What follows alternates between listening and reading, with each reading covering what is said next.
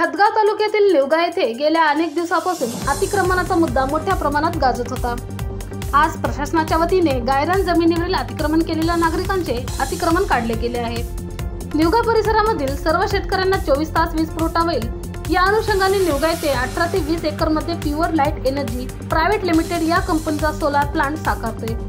या solar plant ज्या जागी साकारतोय त्या जागी काही गावातील नागरिकांनी अतिक्रमण केल्याचं समोर आल्यानंतर सोलार प्लांटला अडचण येत असल्या कारणाने आज रोजी महसूल प्रशासनाच्या वतीने अतिक्रमणधारकांना काही महिन्याखाली नोटीस देऊन अतिक्रमणधारक त्या जागेवरील अतिक्रमण सोडत नसल्याने अखेर महसूल प्रशासनाच्या वतीने आज कारवाई करण्यात आली।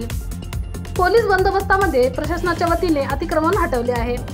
मात्र या कारवाईमुळे गायरान जमिनीवर अतिक्रमण केलेल्या नागरिकांचे मात्र धाबे दणदणाले आहेत। ही कारवाई करण्यासाठी उपस्थित हदगावचे तहसीलदार, तलाठी मंडळ अधिकारी व हदगाव पोलीस स्टेशनचे पोलीस कर्मचारी व महिला पोलीस कर्मचारी मोठ्या संख्येने उपस्थित होते व हदगाव पोलीस स्टेशनच्या वतीने मोठा पोलीस बंदोबस्त ठेवण्यात आला होता। मागच्या